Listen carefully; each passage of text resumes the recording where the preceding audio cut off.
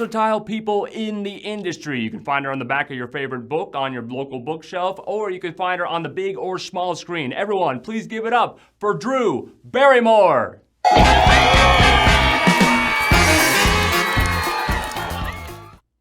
Talk about a career crossover from the big screen to the small screen, right? If it wasn't for you, we'd be seeing the endless horrors of public action TV on repeat all day from the hours of 1 to 4 to 5 p.m. How are you doing? Thanks so much for coming on the show. I'm good, Court. This is so exciting. I've always wanted to be on the Court Jester. Really? No.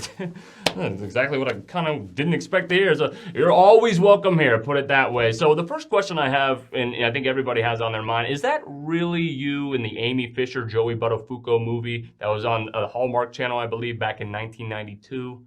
Oh, that was me now that you mention it. Yes, I totally forgot about that. No, I don't think you understand the magnitude of this question. Is that really you portraying Amy Fisher, the Long Island Lolita, one of the most captivating stories in the early portion of the 90s, back on that channel back in 1992, along with the whole affair she had with Joey Buttafuoco, and then you had the firearm incident, but that's for another time. Is that really you? It was me. It was such a challenging role. Well, you nailed it, and that's why I'm asking, is it really you? It is. Okay, so my producer, right, he gave me all the makeup. He gave me everything I needed to do. My makeup artist was there, and it was one of my first big break roles.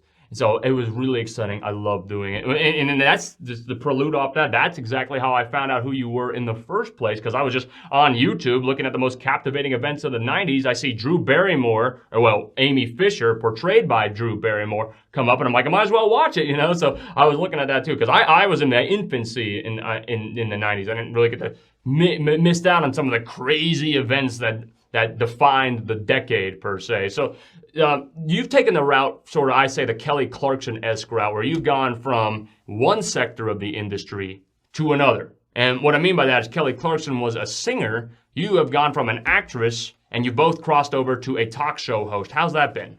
It's been fun, you know. I mean, I have so much respect for Kelly Clarkson. I love her show. And, you know, since it has the same parameters, I guess, it has the same DNA or makeup to it. So what she does, I can mimic her, and she can mimic me. So we're constantly collaborating. It's been such a good effort. Can you sing like Kelly Clarkson? That's the real question, right?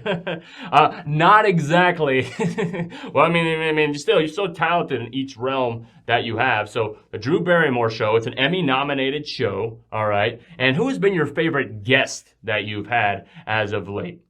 Ooh, that's a good one. I'd have to say Steve Martin. He is such a big influence in my life. Steve Martin, ever since I saw him in Cheaper by the Dozen, and I think now he's in that Hulu movie, Only Murders in the Building. Yes, Only Murders in the Building. I just had Selena Gomez on the show not too long ago, but Steve Martin, he is so good. I mean, and the fact that he's such a good comedian, he's such a good actor, and he sort of gels it all together into one entity is so impressive. And he's so nice. I've known him for a long time, but my favorite performance of him, and we even talked about it on Drew the other day, was the fact that he does the Cheaper by the Dozen and the current Hulu movie that he's in. So he's such a good actor, I know, and he's pretty funny too. I mean, yeah, he looks like he'd be an A-grade politician, right? He'd win his district. That's interesting too. So, you know, the last thing is Britney Spears is all of a sudden a New York Times best-selling author, all right? Not at the J.K. Rowling level, but still a best-selling author. When do we see her book that has taken this brand new era of time, The Woman in Me, I believe it's titled. When do we see her book combined with the best-selling book that you are projected to be writing soon? When do we see that? What's your next book going to look like? Oh, well, I mean, I'll have to get on the phone with my publisher at Scholastic. I'll have it on Amazon pre-order. All right, everyone, give it up for Drew Barrymore. You've been great. Thank you so much. Thank you, Drew. Thank you.